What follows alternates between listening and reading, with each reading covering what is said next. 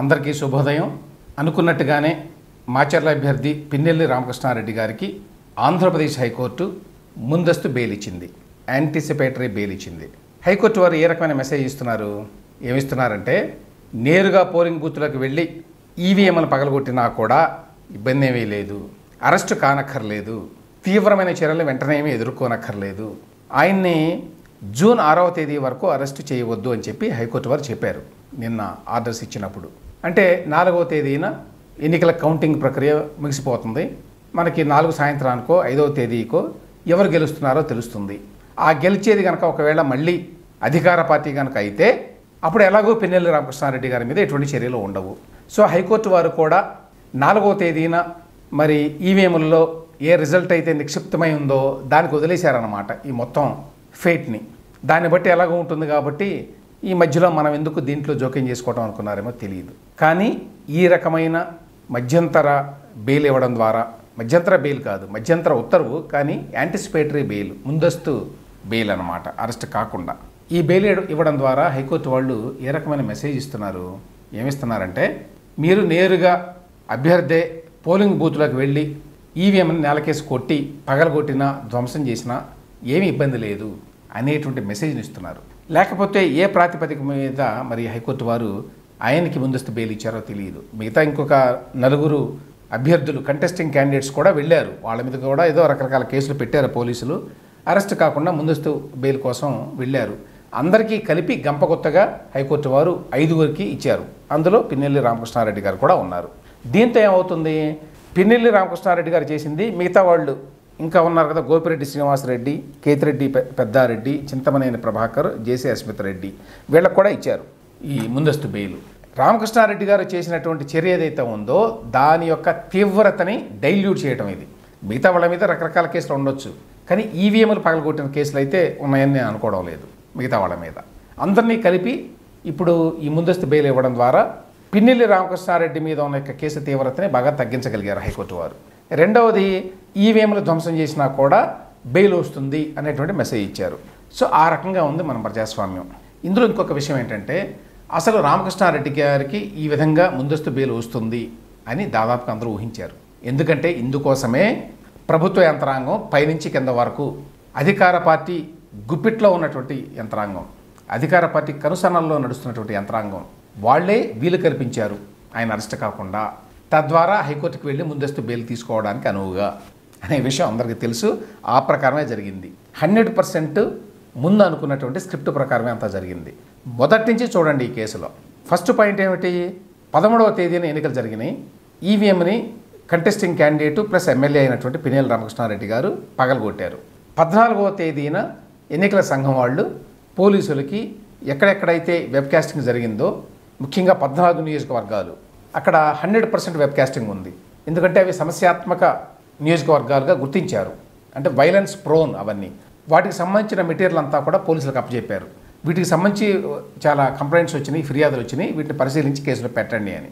Police వారు case పెట్టారు మాచర్ల పాల్వాయి గేటుకు సంబంధించి కూడా, కానీ గుర్తు తెలియని వ్యక్తులు అని పెట్టారు.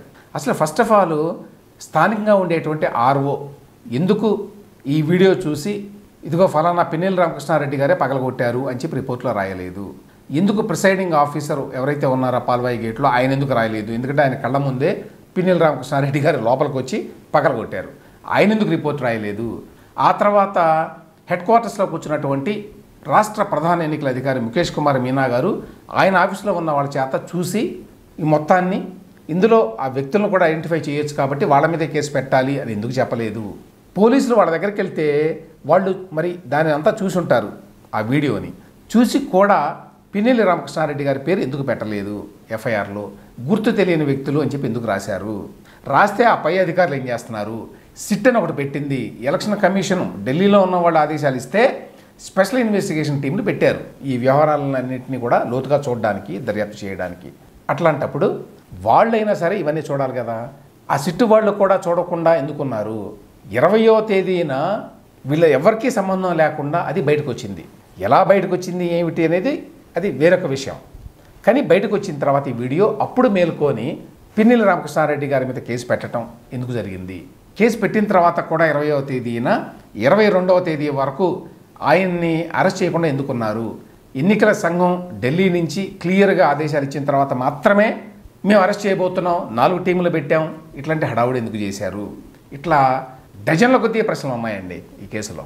వీటన్నిటిని బట్టి చూస్తే అర్థమైంది ఏంటంటే మొత్తం పోలింగ్ యంత్రాంగం, రాష్ట్ర ఎన్నికల సంఘం, మొత్తం పోలీసు యంత్రాంగం, సిట్కు సంబంధించినటువంటి అధికారులు అందరూ కూడా కావాలని ఉద్దేశపూర్వకంగా ఈ మొత్తం వ్యవహారాల్లో కళ్ళు మూసుకుని వ్యవహరించారు అని చెప్పి అనుకోవడానికి ఆస్కారం కనిపిస్తోంది.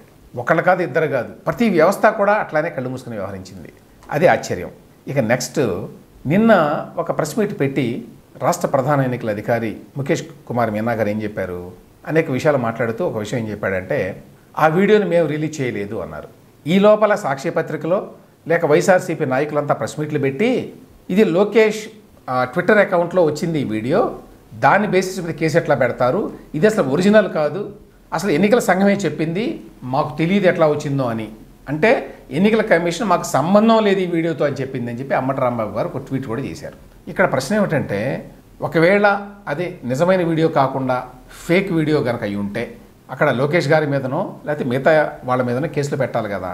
అది నిజంగా ఫేక్ వీడియో అయితే ఇదే ఫేక్ వీడియో మీద బేస్ అయ్యి జాతీయ స్థాయిలో మీడియా కూడా అన్ని చోట్ల ఈ వార్త వచ్చింది, వాళ్ళందరి మీద కేసులు పెట్టాలి కదా. ఇదే వీడియో మీద ఆధారపడి ఎన్నికల సంఘం కూడా ఆదేశించింది, వెంటనే అరెస్ట్ చేయండి పిన్నెల్లి రామకృష్ణారెడ్డి గారిని అని. మరి ఎన్నికల సంఘం కూడా వెనక్కి తీసుకోవాలి కదా వాళ్ళ ఆర్డర్ని. ముఖేష్ కుమార్ మీనా గారు ఈ వీడియో మేము రిలీజ్ చేయలేదు అనే మాట అన్నారు, కానీ ఇది ఫేక్ వీడియో, ఇది నిజమైన వీడియో కాదు అనే మాట చెప్పాలా? అసలు ఎందుకు చెప్పలేదు? స్పష్టంగా అయినా చెప్పాలి కదా. ఇది మేము రిలీజ్ చేయలేని మాట వాస్తవం, కానీ అందులో ఉన్నటువంటి కంటెంట్ ఏదైతే ఉందో ఆ వీడియోలో అది వాస్తవం, 100% వాస్తవం అనే మాట ఎందుకు చెప్పలేదు? ఎందుకని ముఖేష్ కుమార్ మీనా గారు కూడా ఈ విధంగా డబుల్ గేమ్ ఆడుతున్నారు? ఆయన మాటలు ఆధారం చేసుకొని కదా అంబటి రాంబాబు ఇతరులు ఆ ట్వీట్లు పెట్టింది, ఆ స్టేట్మెంట్లు ఇచ్చింది. అసలు అది ఫేక్ వీడియో, అది నిజమైన వీడియో కాదు, ఎన్నికల కమిషన్ వాళ్ళు డిజోన్ చేసుకున్నారు, మాకు సంబంధం లేదన్నారు ఈ వీడియోతోటి అనే మాట వాడు అనడానికి అవకాశం కల్పించింది ఎవరు? ఎన్నికల సంఘం, రాష్ట్ర ఎన్నికల సంఘం. మీనా గారు స్పష్టంగా మేము రిలీజ్ చేయని మాట వాస్తవం, కానీ ఈ వీడియో కాంటెంట్ 100% కరెక్ట్ అని చెప్పాలి. 100% కరెక్ట్ కాకపోతే కేసు పెట్టాలి, ఫేక్ వీడియో అయితే అది. తర్వాత 3వ పాయింట్, అసలు ఒరిజినల్ వీడియో ఏదైతే ఉన్నదో ఎన్నికల సంఘం వారి దగ్గర, రాష్ట్ర ఎన్నికల సంఘం దగ్గర ఉంటుంది. ఇది వాళ్ళు ఎందుకు బయట పెట్టరు? ఏంటి సీక్రసీ ఇందులో? దీనికి సంబంధించి నిన్న నేను ఒక వీడియో కూడా చేశాను. ఎందుకు వెబ్కాస్టింగ్ ఏదైతే ఫుటేజ్ ఉందో ఆ ఫుటేజ్ని ఎందుకు పబ్లిక్ డొమైన్లో పెట్టరు, ప్రజలకు అందుబాటులో ఎందుకు పెట్టరు? అదేమన్నా సీక్రసీ? ఎందుకు గోప్యత పాటించాలి? అది ఎవరి సొత్తు? ప్రజల సొత్తే కదా. అది ఎందుకు పెట్టారు? ఎటువంటి అవకతవకలు జరగకుండా, జరిగితే వాటిని రికార్డ్ చేసి వాటిని శిక్షించడానికి కదా పెట్టారు. అప్పుడు దాన్ని పబ్లిక్ డొమైన్లో పెడితే ఇప్పుడు ఎట్లయితే సుప్రీంకోర్టులో, హైకోర్టులో మనం వాదనలన్నీ చూడగలుగుతున్నామో ఇంటర్నెట్లో, అదేవిధంగా వెబ్కాస్టింగ్ జరిగేటప్పుడే రాష్ట్రంలో ఉన్న ఓటర్లందరూ, ప్రజలందరూ, ఎవరికి ఇంట్రెస్ట్ ఉంటే, ఏ నియోజకవర్గం మీద ఇంట్రెస్ట్ ఉంటే ఆ నియోజకవర్గం, ఏ పోలింగ్ బూత్ మీద ఇంట్రెస్ట్ ఉంటే ఆ పోలింగ్ బూత్, ఎట్లా జరుగుతోంది పోలింగ్ ప్రక్రియ అనేది చూసేటువంటి అవకాశం కల్పించడానికి వచ్చిన ఇబ్బందులు ఏమిటి అనేది ప్రశ్న. ఇప్పటికీ ఎందుకు సీక్రెట్గా ఉంచుతారు దాన్ని, ఆ వీడియోని? ఇప్పటికీ మీరు 9 పోలింగ్ బూతుల్లో ఈవీఎంలు ధ్వంసం చేశారు అని చెప్తున్నారు రాష్ట్ర ఎన్నికల సంఘం వారు. అందులో 7 మాచర్లోనే ఉన్నాయి. ఎందుకని మీరు ఈ 9 పోలింగ్ బూతుల్లో జరిగిన విధ్వంసాన్ని, ఈవీఎంలను పగలగొట్టడాన్ని, ఆ వీడియోలని, ఆ వెబ్కాస్టింగ్ని బయటకు రిలీజ్ చేయరు? ఎవరు బాధ్యులైతే వాళ్ళు, టీడీపీ వాళ్ళు బాధ్యులైతే టీడీపీ, వైసీపీ వాళ్ళు బాధ్యులైతే వైసీపీ వాళ్ళు, ఎవరో తెలుస్తుంది ప్రజలకి. ఎందుకు ఈ దొంగాటకం ఆడుతున్నారు తెలియదు. మొత్తంగా రాష్ట్ర ఎన్నికల సంఘం తీరుతెన్నులు కూడా చాలా అనుమానాస్పదంగా ఉన్నాయి. అంటే అనుమానాలు కలిగించే విధంగా ఉన్నాయని ఎందుకంటున్నానంటే, మొదటి నుంచి కూడా మీనా గారు అధికార పార్టీకి నొప్పి కలగకుండా వ్యవహరిస్తున్నారు. ఎందువలనో తెలియదు. అభిమానంతో వ్యవహరిస్తున్నారా, పక్షపాతంతో వ్యవహరిస్తున్నారా, భయపడి వ్యవహరిస్తున్నారా అనే విషయం తెలియదు. కానీ అధికార పార్టీకి వ్యతిరేకంగా ఎటువంటి కార్యకలాపాలు చేయకుండా ఆయన జాగ్రత్తలు పడుతున్నారు. ఆయన పంపించే రిపోర్టులు కూడా చాలా సేఫ్ రిపోర్టులు పంపిస్తున్నారు ఢిల్లీకి. ఈ విషయమే తీసుకోండి, ఎన్నికల సంఘం ఢిల్లీలో కూర్చున్న వాళ్ళు ఎన్డీటీవీ, మిగతా జాతీయ మీడియాలో ఈ ఈవీఎం ధ్వంసం వీడియో వచ్చిన తర్వాత వాళ్ళు ఆదేశాలు ఇస్తేనే అరెస్ట్కి ఆయన ఆదేశించాడు. డీజీపీకి అప్పుడు ఆయన లెటర్ రాశాడు, చర్యలు తీసుకోండి అని. మరి అప్పటి వరకు మీనా గారు ఎందుకు పట్టించుకోలేదు దాన్ని? ఎందుకు బయట పెట్టలేదు? 14వ తేదీనే బయట పెట్టాలి కదా, 14వ తేదీని ఆదేశించాలి కదా అరెస్ట్ చేయమని, ఎందుకు చేయలేదు? చాలా వ్యవహారాల్లో రాష్ట్ర ఎన్నికల సంఘం తీరుతెన్నులు ఏమాత్రం కూడా నిష్పక్షపాతంగా వ్యవహరించినట్టుగా కనిపించటం వల్ల కారణాలు ఏమిటో తెలియదు మొదటి నుంచి కూడా. దీనివల్ల ఎన్నికలన్నీ సక్రమంగా జరిగినాయి, ఎక్కడా కూడా రీపోలింగ్ అవసరం లేదు అనే మాటలు మాట్లాడుతున్నాడు ఆయన. కానీ ఇప్పుడు చూస్తే మేబీ చాలా చోట్ల ఎస్పెషల్లీ రాయలసీమలో, పల్నాడులో ఇదే విధంగా ఈవీఎంలు పగలగొట్టడమే కావచ్చు, లేకపోతే అక్కడ అందరిని బెదిరించి ఓట్లని వాళ్ళు రిగ్గింగ్ చేసుకొని ఉండొచ్చు అనేటువంటి అనుమానాలు కలుగుతున్నాయి. అసలు ఎన్నికలు సక్రమంగా జరిగినాయా లేదా అనేటువంటి అనుమానాలు వస్తున్నాయి. ఇప్పుడు మాచర్లలో పాల్వాయి గేట్ పోలింగ్ బూత్లో ఈవీఎం పగలగొట్టాడు ఎమ్మెల్యే క్యాండిడేట్గా ఉన్నటువంటి పిన్నెల రామకృష్ణారెడ్డి గారు. హైకోర్టు వారు ఆయనకి ముందస్తు బెయిల్ ఇచ్చారు.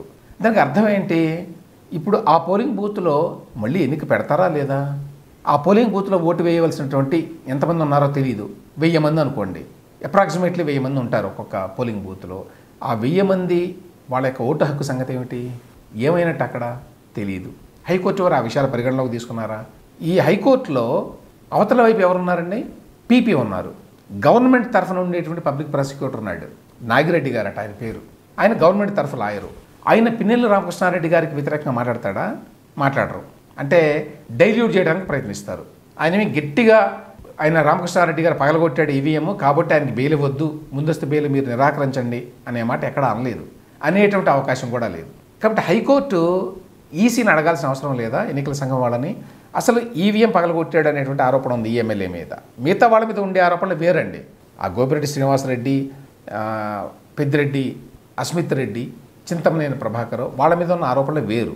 ఈయన మీద ఈవీఎం ధ్వంసం ఆరోపణ ఉంది.